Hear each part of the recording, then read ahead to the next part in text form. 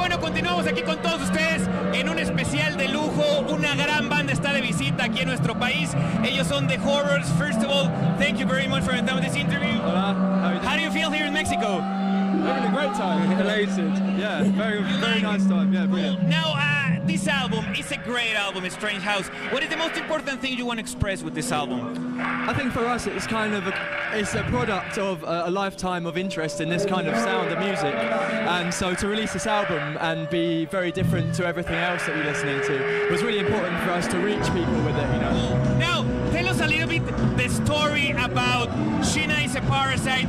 When you have the opportunity to work with probably my favorite music director, that is Chris Cunningham, he wasn't doing nothing for 7 years, and then hear your song and he's like, dude, let's do it.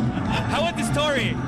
You do it well. Well, basically, it was our first single, and he just contacted us through our label and asked who was making the video because someone played it to him, and he just became really obsessed with it. And he said he was never going to make another music video. And then, like 5 or 6 years later, he heard our song and wanted to do it, and so we jumped at the chance, and it was just a really amazing thing. You know, it was great.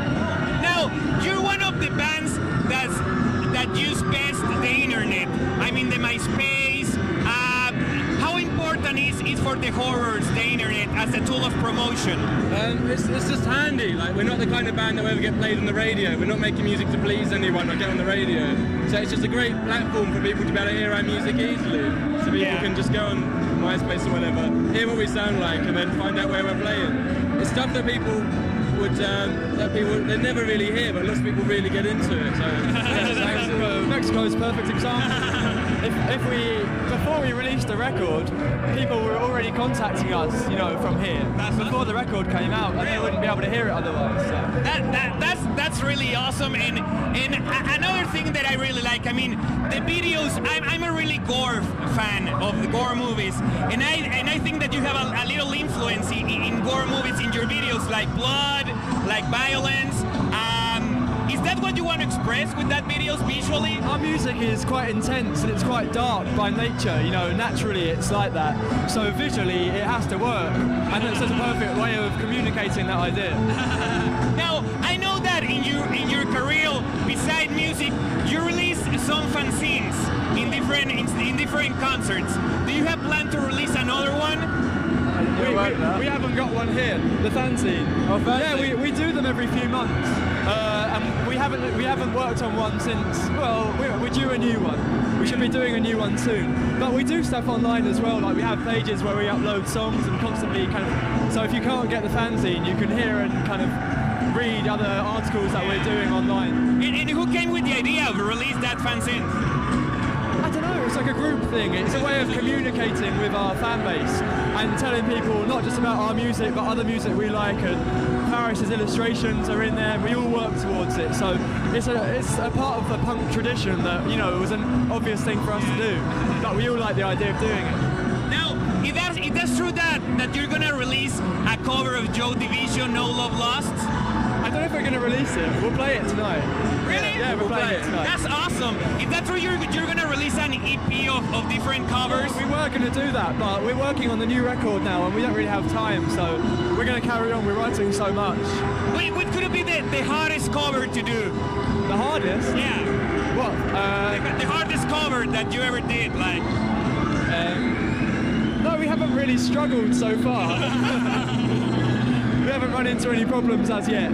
That's awesome. So, what's next for The Horrors after this? Just writing the new album, really. It's going to get a fresh set of songs about, and then go around and play them to everyone. Yeah. How hard is the creating process of your music, of your lyrics? Well, Faris writes all the lyrics, and they seem to flow from his mouth, you know, and his pen all the time, so that's not a problem. But we work best together, so when we're travelling around, we don't get much writing done. So we go into the studio and we work in a group, and that's the best way for us. So it's kind of a democracy, like everybody have an idea, and very much. That's awesome. So last question, what's the best thing and the hardest thing of being in The Horrors? The best thing, well, one, travelling around, and two, just kind of spreading the gospel of just wild rock and roll. And the hardest thing? Yeah. The hardest thing? Well, the hardest thing. Yeah. Oh, I thought you said the good, the best. No, the good and the bad. The worst thing. I don't know. What is the worst thing? Having to do. I don't know, really. Amato's fans right there. It's never bad, look. It's fucking amazing, dude. That certainly isn't the hardest thing. Dude, well, It's not bad at all. I know. Thank you very much for the time of this interview. Congratulations because your music. And one other thing is that you defend who you are. Yeah. And you don't care if any other people are agree or not, and that's the most We important enjoy people disagreeing with us. That's awesome. Ellos son The Horrors, hermanos, ya lo checaron. Aquí en Telehit, no le cambies, continuamos con más. Thanks, man. Can we take a picture? Yeah, sure.